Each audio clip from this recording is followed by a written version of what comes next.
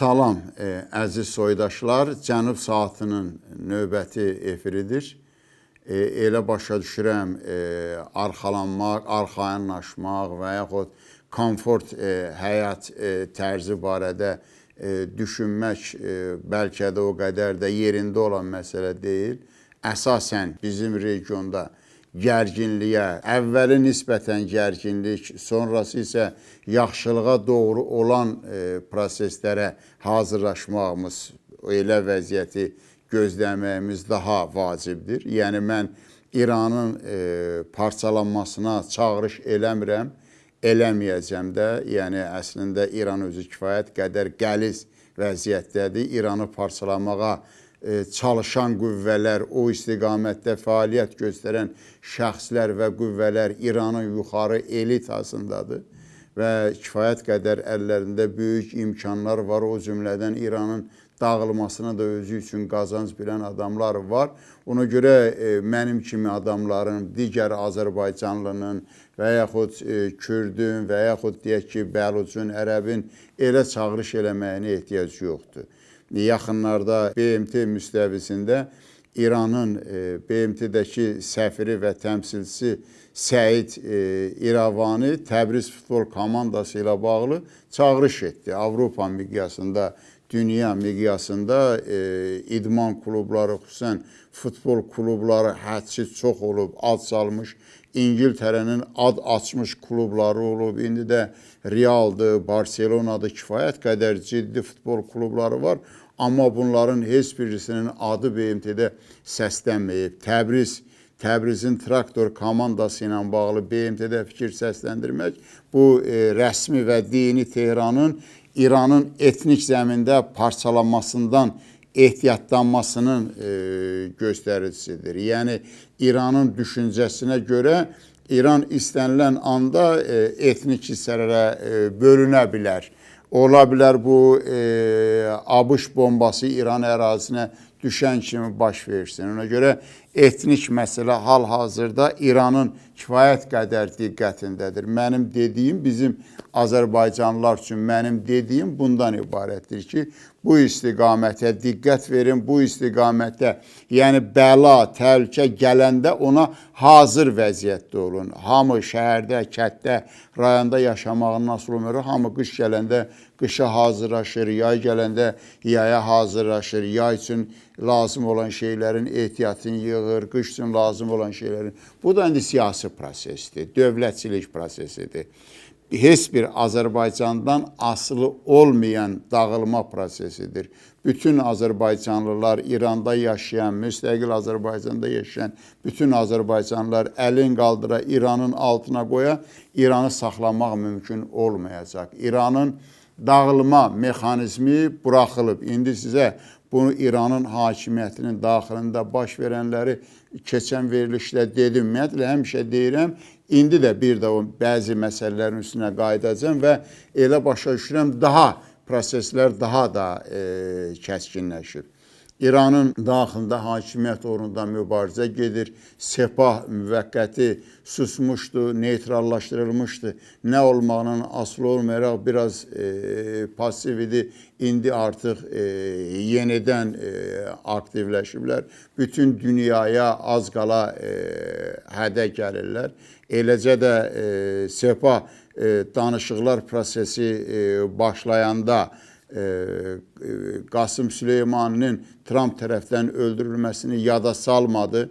Danışıq komandasına belə bir tövsiyə verilməsində iştirak etmədi ki, danışıqlarda nəzərə alın ki, Trump Qasım Süleymanını öldürəndir və yaxud danışıq komandasını yaradır, əraksını şəxsən ali rəhbər özü təyin edir. Danışıqlar başlayanda öz saytında onun əraksının məqaləsini yerləşdirməklə əraksının fəaliyyətini bəyəndiyini nümayiş etdirir. Amma ali rəhbər sonradan tələb etdi ki, ABŞ Amerika regiondan getməlidir.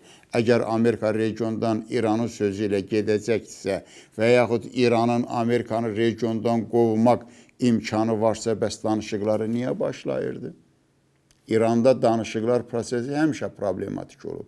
Cavad Zərif uzun müddət danışıqları apardı və uğura da gətirdi, çıxartdı.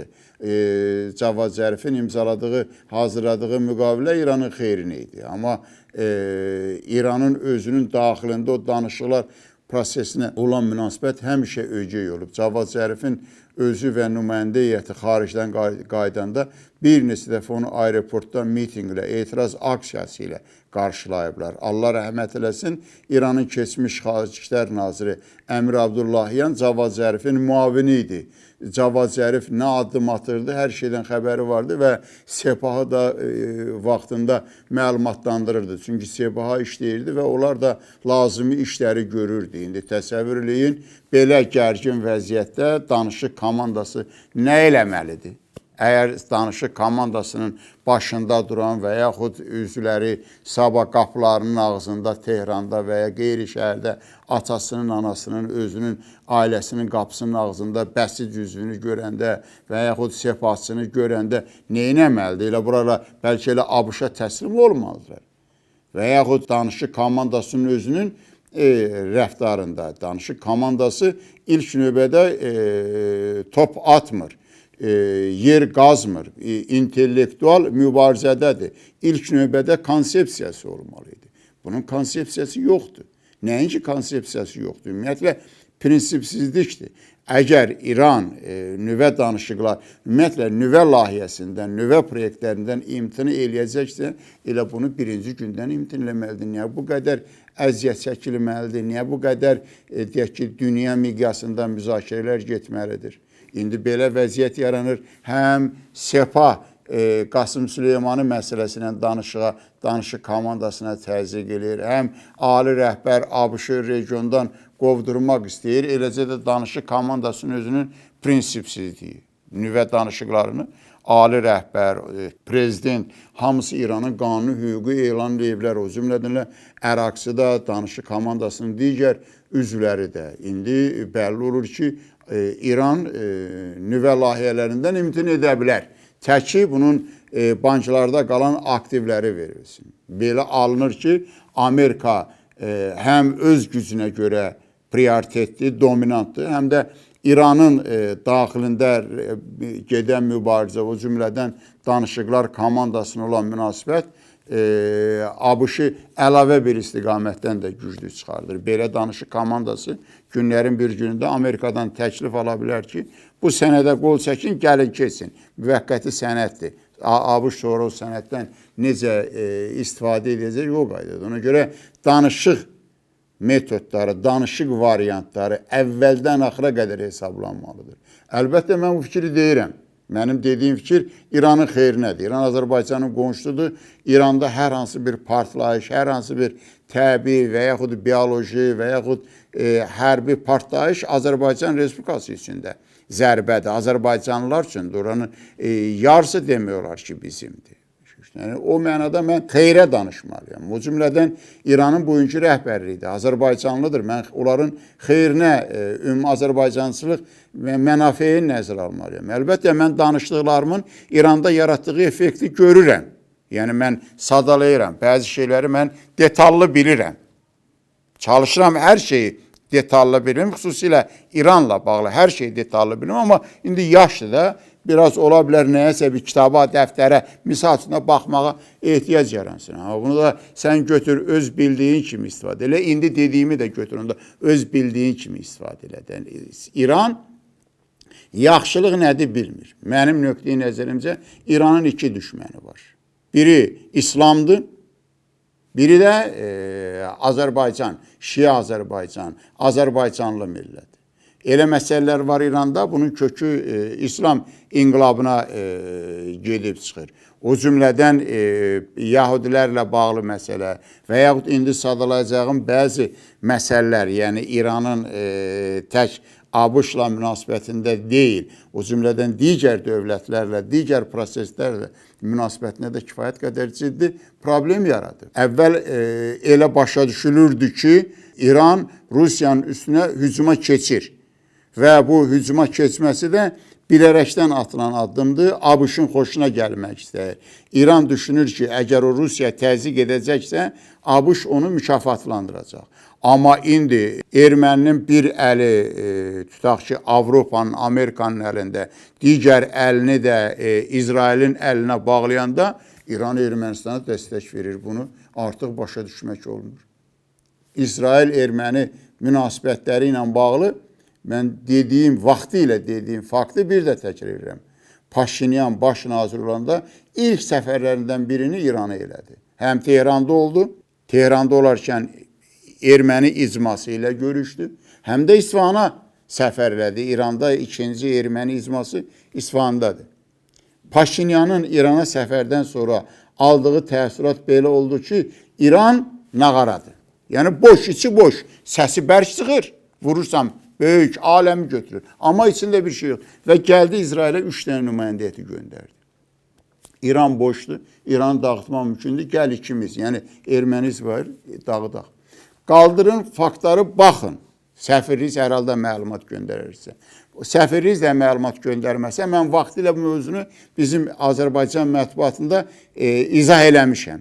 Çalışıb onu bir də təkrar qaldıraram, görərsiniz. Əlbəttə şübhə eləyəcəksiniz ki, Paşinyan imam övladıdır, Paşinyanın müqəddəs adam yoxdur, kaş Paşinyanın ayağı dəyən yerə İranın rəhbərinin başı dəysin, belə düşünəcəksiniz. Amma faktdır. Həmin nümayəndə heyətləri də durur. Eləcə də ən əsası ayın 27-sində axşam İsrailin Ermənistandakı səfiri İsraildən rezidentdir. İsraildən, Təl-Əvivdən durdu, gəldi Yerevanda. Təntənəli bir ziyafət keçirdi. Şam yeməyi verdi. Bütün erməni elitası oradaydı. Orada danışılan fikirləri götürün, özünüz öyrənin.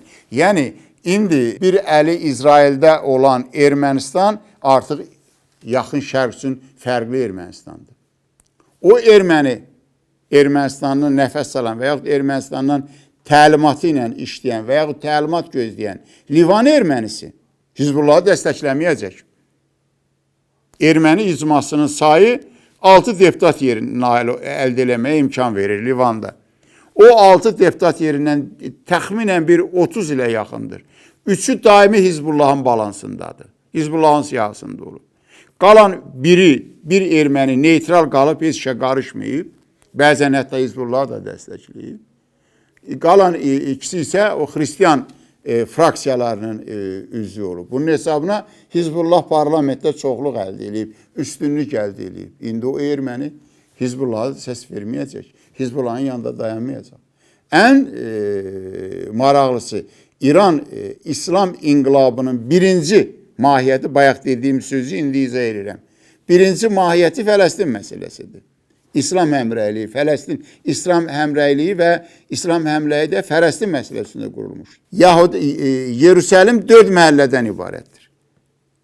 Onun sərhəddə yerləşən, Yerusəlimin sərhəddə yerləşən kvartallarından cəmi bir kvartalı sərhəddə yerləşir, o da erməni kvartalıdır. Və bu vaxta qədər Fələstinlərin, o cümlədən Yasir Ərəfatın Moskvaya gələndə Yerevandan gəlib, Yerevandan qayıtmasının da səbəbi həmin o erməni kvartalıdır ki, ermənilər Yahudiləri görəndə deyirlər, sizin üstünüzdə gedəcəyik. Yasir Fələstinləri görəndə deyir, yox, sizin üstünüzdə olacaq. Ona görə hətta Fələstində nazirlərdən biri səhv eləmirəmsə elə indidir. Daimi Fələstin hökumətində erməni olub. İndi əgər Ermənistan İbrahim müqaviləsi qoşulursa və bu qoşulmanı Ermənistan özü xahişlə, ABŞ-dan xahişlə əldə edirsə, o demək şeydir ki, Yerusəlimdə erməni kvartalı İsrailin üstündə gedəcək. Fələstinin mövqeyini dəstəkləməyəcək. İslam inqilabına xəyanət. Özləri vurdu. Mən İslam inqilabının mahiyyətindən azdan çoxdan başı çıxan adamam. Amma Fələstin məsələsinə xəyanət edəcəkləri ağla da gəlməzdi. Hizbullah məsələsi ağla gələndir. Amma bu ağla gəlməzdi. İran bunu attı. İran bu addımı attı. İndi belə fonda demək İranın Rusiyaya qarşı düşüb Ermənistanda düşmənçiliyi ayrı kontekstdən izah olunmalıdır. Eləcə də İran elə başa düşür ki, Rusiya-Azərbaycan münasibəti gərginləşib, fürsətdir. İran Rusiyanı Cənubi Qafqazdan qovsun və sonra da üzü o tərəfə, Qafqaza, Şimali Qafqaza doğru geçsin. Çox mümkündür ki, İran fikirləşir ki, bu proses Ermənistandan başlamalıdır. Təbii ki, Azərbaycan dağlardadır. Ən azı biz bunu belə görürük.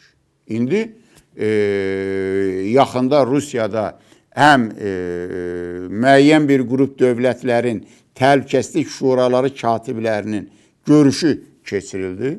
O görüşdə çox maraqlı proseslər baş verdi.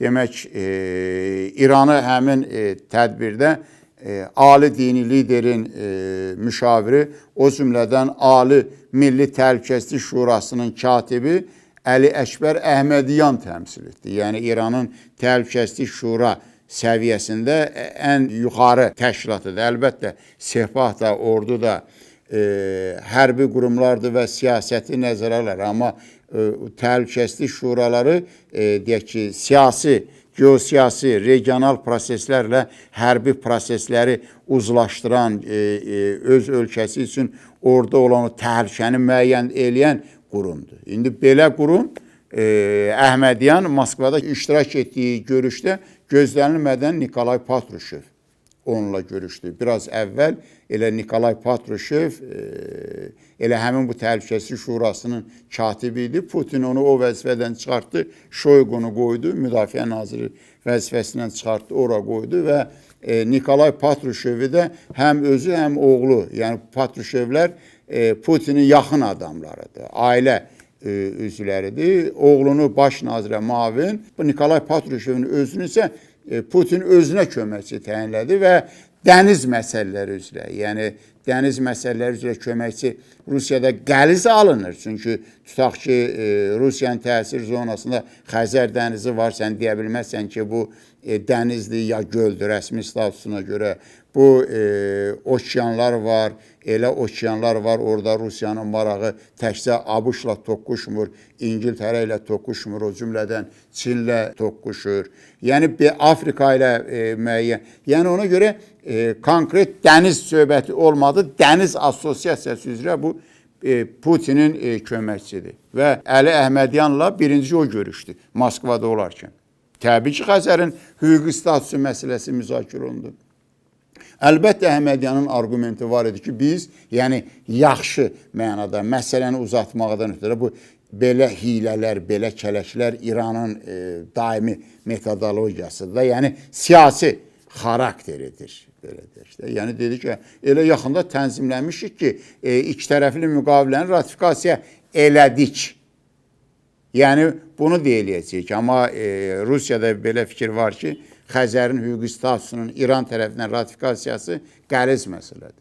Şoyqu görüşdü, Şoyqu görüşməlidir. Protokol tədbiridir. Amma Şoyqu iki məsələ müzakirə etdi. Tutaq ki, hərbi, siyasi, hərbi, texniki məsələləri müzakirə eləmək qanuni gündəlikdir. Qanuni protokol, belə deyək də, protokol tələbidir. Tutaq ki, İranla Rusiya arasında qaz müqaviləsinin müzakirəsi Şoyqunun səlahiyyətində deyil. Moskva kollektiv bir cəmlik, kollektivlik və yaxud bir cəmlik nümayiş etdirir ki, bu məsələlərdə Rusiyanın böyüyü, kiçigi, bu vəzifədə olanı, qeyri-vəzifədə olanı, diplomatik, siyasi, hərbi vəzifədə olanın dəxli yoxdur. Hamısı İranla bağlı məsələdə eyni mövqedədir. Amma bunun Şoyqunun müzakirəsindən əlavə daha aydın, belə deyək, yəni nümunəsi var. Belarusov Mərkəzi Asiyada KTMT üzvlərinin Təhlükəsizlik Şurasının rəhbərləri ilə də görüş keçirdirdi. Çox şey danışdı. Cənubi Qafqazla da bağlı, Xəzərlə də bağlı, xaricilərin iştirakının artmasından danışdı. Amma diqqət çəkən çox maraqlı fikir bildirdi. Sünikdə, Ermənistanın Sünikində, hansı ki İran indi oranı özününki hesab eləyir, Ermənistan elə başa düşür ki, Sünik məsələsində mən Ermənistan İranı aldadacam, İrandan torpaq qopardacam. İran elə başa düşür ki, elə Sünik mənim 200 il bundan qabaq itirdiyim torpaqları qaytarmaq üçün ilk məkan olacaq, ilk coğrafiya olacaq. Belarusov, Rusiyanın müdafiə naziri Sünikdə vəziyyətin çox gərgin olduğunu dedi. Kimsə deyə bilər ki, Fransa Gorusda konsulluq açır. Amma Elə Rusiya özü də uzun müddətli çalışır, qafanda konsulluq açsın. Ermənistan buna icazə vermir. Rusiya Ermənistanın qafanda Rusiyaya konsulluq açmağa icazə verməməsini Moskva İranla əlaqələndirir. Eləcə də Belousov hərbi naziri olsa da elə məsələyə müdaxilə etməsi kifayət qədər gərginlik yaradan, qeyri-müəyyənlik və ya gərginlik yaradan məsələdir. Amma məsələ burasındadır ki, Belousov Süniklə bağlı vəziyyəti həm də Ermənistan-Azərbaycan normallaşması ilə əlaqələndirdi, uzlaşdırdı. Demək, Sünikin taleyi və Ermənistan-Azərbaycan arasında sülh müqaviləsinin imzalanmasının taleyi üst-üstə düşür. Yəni, ola bilər Sünik bu və digər dərəcədə Azərbaycanla əlaqələndirilsin. Çünki oradan kommunikasiya keçməyə icazə vermirlər. Paşinyan hər şey Sovet qaydasında deyir. Var idi Sovet Ermənistanı, 91-ci ildə döndü oldu müstəqil Ermənistan. Var idi Sovet Azərbaycanı, 91-ci ildə döndü oldu Sovet Azərbaycanı. Amma bir dənə kommunikasiyada Sovet qaydasına riayət etmir. Sovet dövründə Mehri Dəmir yolu, Zəngəzur koridoru maneəsiz işləyirdi. Heç bir yoxlanma zadı yoxdur. Hər yerdə Sovet qaydası, bir dənə burada İran qaydası. Yəni, təbii ki, bu alınası deyil. Belousovun məhz hərbi nazirin, diplomatik nazirin və yaxud siyasətlə məşğul olan yüksək sinli Rus rəsmilərinin yox, məhz hərbi rəsminin siyasi məsələni qatması bu Moskvanın bu məsələdə mövqeyin çox dərin və ciddi olduğunu göstərir. Sünik bu və digər dərəcədə Azərbaycan Ermənistan arasında şərikli olmalıdır. Bəlkə də Rusiya Azərbaycanı özünə tərəf çəkməkdən ötürü Sünik vilayətini Azərbaycana qaytardı. Çünki 20-ci ildə Azərbaycan Rusiyanın tərkibinə, SSR-nin tərkibinə girəndə, biz sosializmi qəbul eləyəndə Sünik Zəngəzur mahalı Azərbaycanın tərkib hissəsi olur. İndi Rusiya Krımı özünə qaytarır, deyir, tarixən mənimdir, səhv verilir. Elə SSR-də səhvin birincisi Sünikin Azərbaycanı, Zəngəzur mahalının koridor da onun içindədir. Mahalın ora birinci elə Ermənistana verilməsindən başladı. İndi Tacikistanla Qırğızstan arasında belə səhvi düzəltdi. Krımı özünə götürdü. İndi niyə Süniki qaytarmasın? Və yaxud Qərbi Azərbaycanlıları da Rusiya Ermənistana qayıtmasına kömək eləməklə vəziyyəti normallaşdıra bilər. Hətta yeri gəlsə, əgər Belousov danışırsa, yaxınlarda MDB xarici sərhədləri ilə bağlı qanunda dəyişiklik oldu. Dəyişiklik ilə ilk növbədə Ermənistanın xarici sərhədlərdən, yəni İranla sərhədli Rus əskərlərinin qorunmasının imtina məsələsinə yenidən baxılıb orada. Yəni Rusiya Sünikdə İrana qarşı hərbi qüvvə işlədə bilər. Bu, Amerikanın xoşuna gələ bilər. Amerika deyəcək ki, əla, mən canım qurtardı İranın nüvə məsələsindən. Rusiya qoy İranın hansı ərazisinə qədər girsin. Yəni, belə vəziyyətdə hər halda mən elə başa düşürəm, İranın ata biləcəyi real addım İslam dininə, Allaha münasibətini dəyişməsidir. İranın taleyi özündən daha çox hazırda Allahdan asıl olan məsələdir. Tək Çinlə dost olmaqla vəziyyəti İran dəyişə bilməyəcək. Çünki Çinin ən çox qorxduğu məsələ ABŞ-ın hansısa bir dövlətə müharibə eləməsidir. Çin, ABŞ-ın ilk olaraq Çinə müharibə elan edəcəyini gözləmir. Çinin fikrincə müasir ABŞ əvvəlcə preludiya kimi və yaxud məşq kimi hardasa hərbi qüvvə işlədəcək, sonra Çinin üstünə gələcək. Ona görə Çin ümumiyyətlə ABŞ-ın müharibə kanalının belə edək ki, bağlanması istiqamətində fəaliyyət göstərir. Əziz soydaşlar, İnşallah Allahın köməyi ilə gələn həftədə sizin qarşınızda olacağıq. Daha çox belə deyək, gedən proseslər çox ciddidir. İranın 1000 dənə oyunu var Azərbaycanın başındadır. İran düz özünün 100% ölümünə tərəfdir ki, tək Azərbaycan Respublikasının ayağına bir dənə tikan batsın. Bu qədər içində paxıllıq, xəbislik olan başqa insan qrupları demək olar ki, yoxdur. Amma tam əminliklə deyirəm, elə Laçındakı tədbiri gördünüz. İran 44 günlük Qarabağ müharibəsində yanırdı ki, Azərbaycan və yaxud Ermənistan sərhədinə qoşun yıxsın, addımını da ata bilmədi. həmin koalisiya fəaliyyətdədir. Rusiya-Azərbaycan münasibətlərində olan gərginlik müvəqqətidir.